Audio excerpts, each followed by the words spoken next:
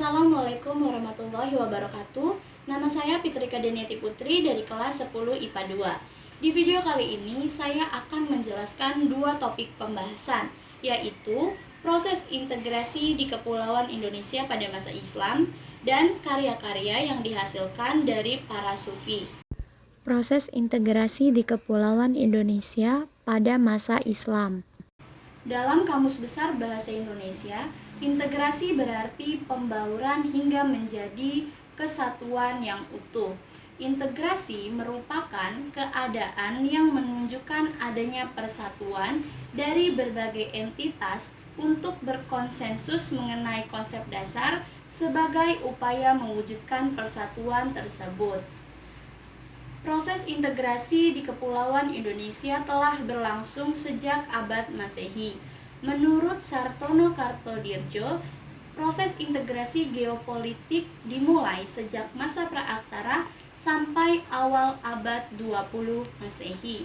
Sementara itu, awal abad 20 Masehi hingga akhir masa Hindia Belanda sekitar tahun 1908 sampai 1942 itu merupakan masa integrasi kaum elit.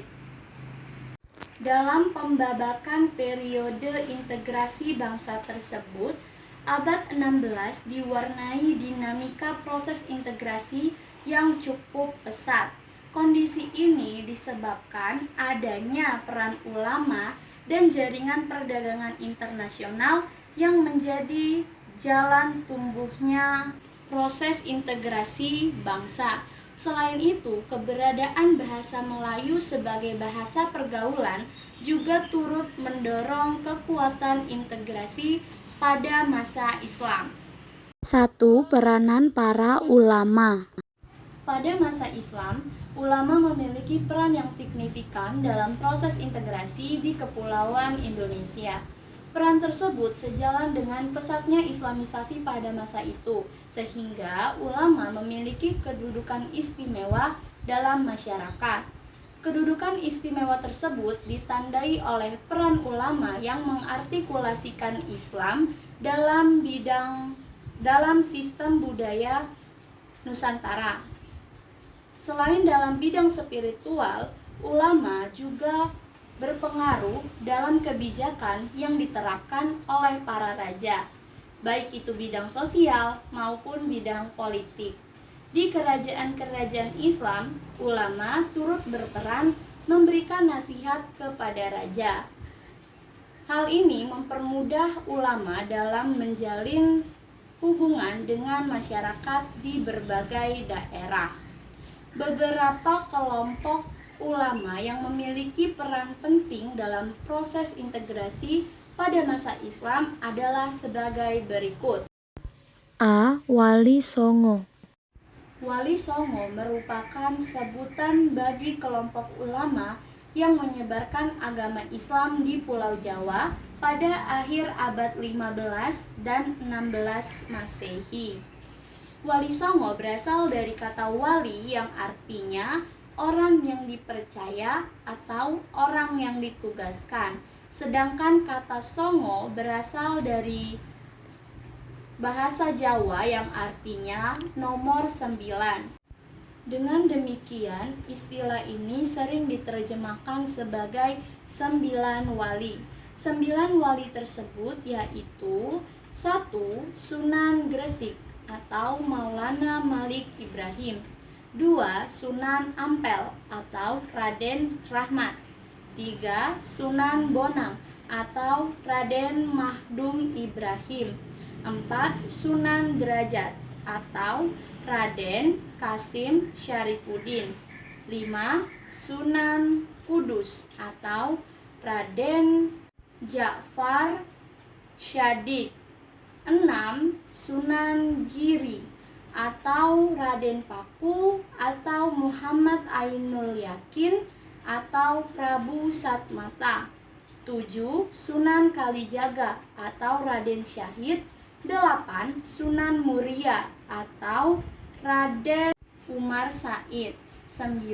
Sunan Gunung Jati atau Syarif Hidayatullah. B. Kaum Sufi.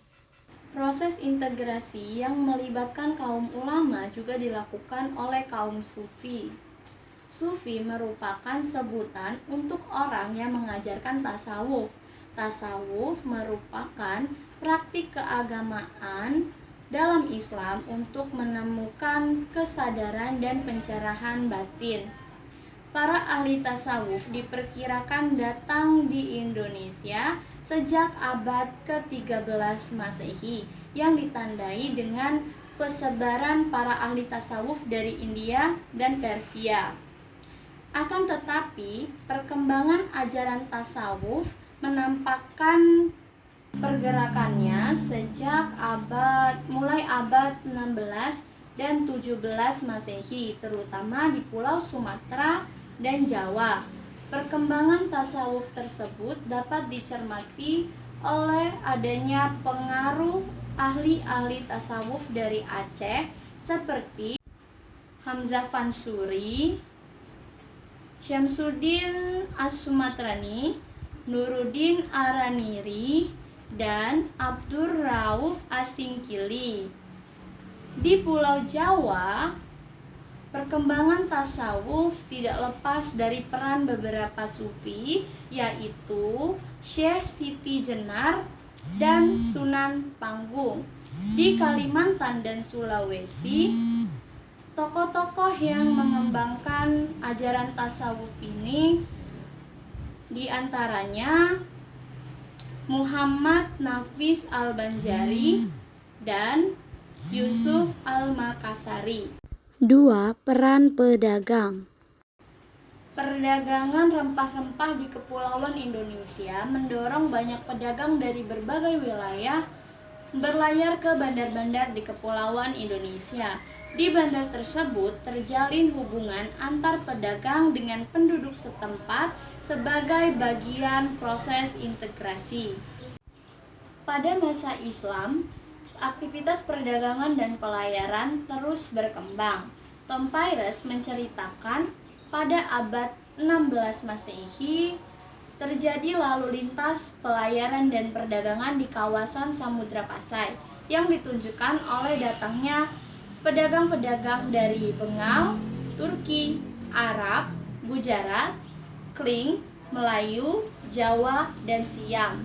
Proses integrasi melalui perdagangan pada masa Islam dipengaruhi juga oleh peristiwa jatuhnya Malaka ke tangan Portugis pada tahun 1511. Akibat peristiwa itu, banyak pedagang yang tadinya ingin singgah ke Malaka jadi mengalihkan pelayarannya ke Aceh, pantai barat Sumatera, Selat Sunda, dan Banten.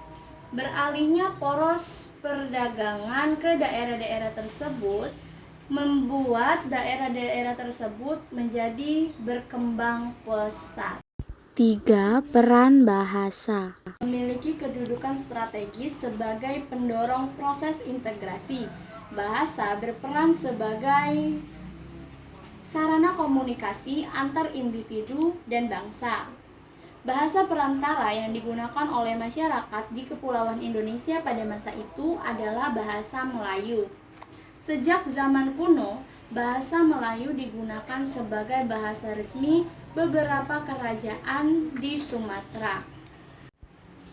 Pada masa awal perkembangan Islam, eksistensi bahasa Melayu sebagai bahasa kerajaan masih bertahan. Keadaan tersebut dibuktikan dengan adanya keberadaan prasasti yang terdapat di Minye Tujuh, Pasai 1389. Karya yang dihasilkan dari para sufi. Warisan agung tasawuf mengenal karya besar para sufi didesain untuk memperkenalkan karya-karya besar para sufi itu. Nah, karya-karya yang dibahas di dalam buku ini diantaranya yaitu